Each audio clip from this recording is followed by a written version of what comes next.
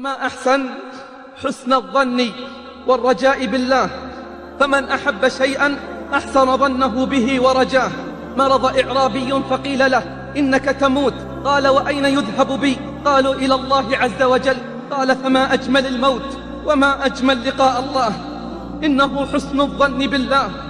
ومن أحب شيئا أحسن الظن به. قال أحمد بن الحواري سمعت أبا سليمان الداراني ووقفت عليه وهو لا يراني، فسمعته يقول مناجيا ربه لئن طالبتني بذنوبي لأطالبنك بعفوك، ولئن طالبتني بتوبتي لأطالبنك بسخائك، ولئن أدخلتني النار لأخبرن أهل النار أني أحبك، ولئن أدخلتني النار لأخبرن أهل النار أني أحبك. واسمع كلام العارفين بالله الراجين رحمته. قال أيوب السختياني إن رحمة قسمها في دار الدنيا وأصابني منها الإسلام، إني لأرجو من 99 رحمة ما هو أكثر من ذلك. وقال بعض العباد لما علمت أن ربي عز وجل هو الذي سيحاسبني زال عني حزني، لأنه الكريم الذي إذا حاسب عبده تفضل. يا الله يا الله، لو يعلم المدبرون عنه كيف انتظاره لهم ورحمته إياهم وشوقه إلى ترك معاصيهم، لتقطعت أوصالهم شوقا إليه. هذه إرادته في المدبرين عنه، فكيف بالمقبلين عليه؟ وإني لأرجو الله حتى كأنني أرى بجميل الظن ما الله صانع.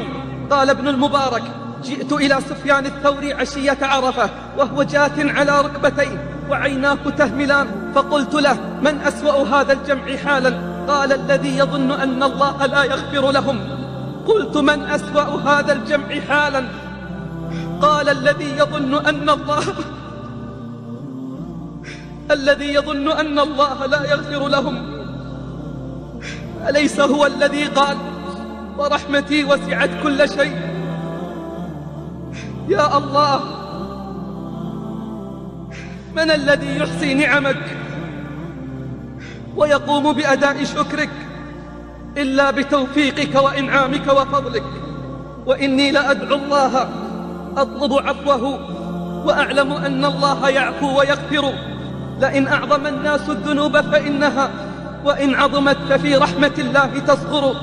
قال الربيع بن أنس علامة حب الله كثرة ذكره والشوق إلى لقائه، فمن أحب شيئا أكثر من ذكره وأحب لقاءه مت بداء الهوى وإلا فخاطر، وأطرق الحي والعيون نواظر. لا تخف وحشة الطريق إذا جئت، وكن في خفارة الحب سائر، واصبر النفس عن سواهم فإن لم تجب بصبر فصابر.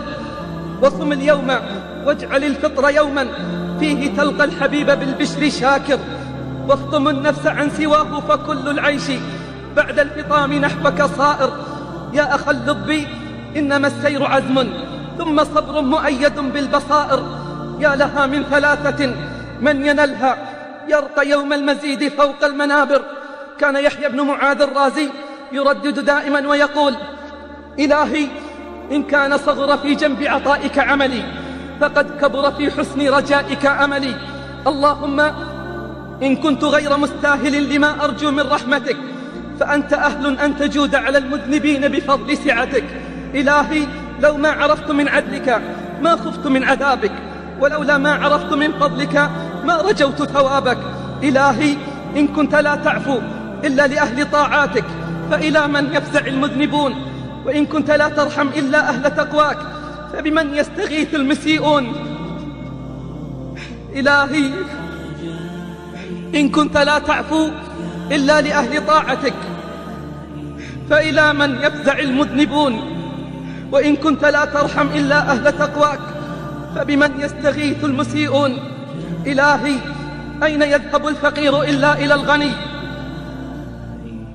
وأين يذهب الذليل إلا إلى العزيز، وأنت أغنى الأغنياء وأعز الأعزاء يا أرحم الراحمين. قال الجنيد من كان الله همه طال حزنه، فقال الشبلي لا يا أبا القاسم بل من كان الله همه زال حزنه، بل من كان الله همه زال حزنه. وكان لعنبسة الخواص غلام كثير الصلاة كثير البكاء، فسأله يوما عن سبب كثرة بكائه فقال: قطع ذكر العرض على الله أوصال المحبين. قال: ثم جعل يحشرج حشرجة الموت ويقول: أتراك تعذب من يحبك، أتراك تعذب من يحبك وأنت الحي الكريم. قال: فلم يزل يرددها حتى والله أبكاني. وكان يحيى بن معاذ الرازي يقول: يا من ذكره أعز علي من كل شيء، لا تجعلني بين أعدائك غدا أذل من كل شيء. قال ابن القيم: من عرف قدر مطلوبه هان عليه ما يبذل فيه.